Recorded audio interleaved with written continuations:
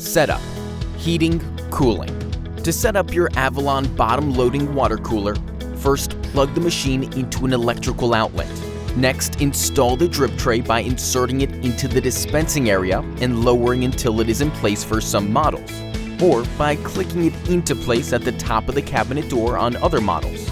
To remove the drip tray, do the same in reverse. The indicator light on the right will flash red to let you know to change the bottle. Connect the probe to the bottle by clicking the collar onto the neck of the bottle.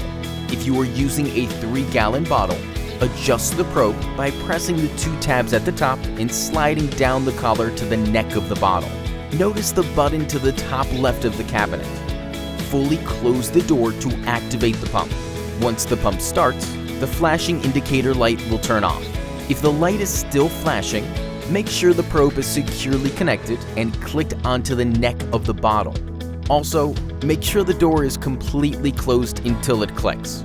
Before turning on the hot or cold switches, ensure that both the hot and cold tanks have water in them by dispensing a drop of water from the hot and cold spouts. To dispense water from the hot spout, slide the child safety lock while pressing the dispense button at the same time. Next, flip on the hot and cold switches located on the back or side of the water cooler. Allow 15 to 20 minutes for the hot tank and up to 1 hour for the cold tank to reach their proper temperatures. Once the temperatures have been reached, the hot and cold indicator lights will turn off until the temperatures change again. If the machine is not heating or cooling after these steps have been followed, please contact our tech support for assistance. To activate this self-cleaning ozone feature, press the black switch on the back left of the machine and hold down for 3 seconds. Notice the first indicator light blinking to let you know the cleaning is in progress. This will run for approximately 90 minutes. The machine should not be used during this time. Water leaking from spout. If water is dripping from one of the water spouts, then dirt or debris may have entered the machine, preventing the spout from properly sealing. To remove unwanted debris, press on the paddle, allowing water to flow while inserting a small object, such as a paperclip, into the spout to feel around and pull out any debris. Water not dispensing. If after 1 hour, water is not dispensing from any spout, or if a dispense button seems to be stuck, follow these steps to fix the problem. Unplug the water cooler and locate the 2 screws on the upper back side of the machine. Unscrew them and take off the water cooler cover by lifting the back and pulling it out towards the back. Allow the cover to hang while remaining attached to its connected wires. Look into the front panel of the water cooler and make sure all 3 dispensing rods are properly aligned from the button down to the spout release. If any are out of place or if anything is in the way, simply reposition it so the dispense buttons can press smoothly while the spout releases a steady flow of water.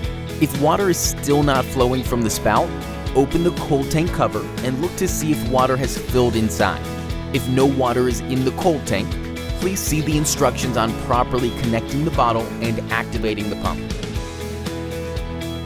Water leaking from inside the unit. If water is leaking from inside the cabinet, follow these steps. Unplug the water cooler and locate the 2 screws on the upper back side of the machine.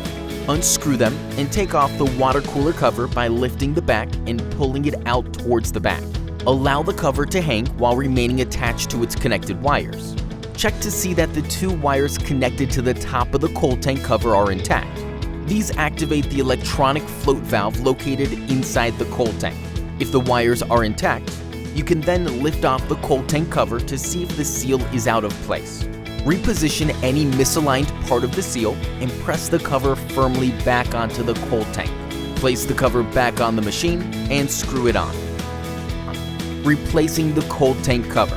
If the wiring to the float valve on the cold tank cover is damaged, you can obtain a new cold tank cover from Avalon and replace it with the following steps. Locate and unscrew the 4 screws on the back plastic plate. You will then see 2 screws connecting a small metal box to the right side of the water cooler. Unscrew those 2 screws to access the box. Find the end of the damaged wire and unclip it from the electrical panel inside the box and pull it out through the opening. Next, disconnect the 2 tubes connecting to the cold tank cover and discard it. You can connect the new cold tank cover by reversing these steps. Draining the water cooler. To drain the water cooler, either for cleaning purposes or if you will not be using the water cooler for an extended period of time, place a bucket below the drain outlet on the back of the machine. Unscrew the drain cap by twisting it off counterclockwise or by removing the screw. Next, remove the blue plug and water will begin to flow out. Once the water is done flowing, the water cooler inner tanks are completely drained. Replace the plug and screw back on the cap.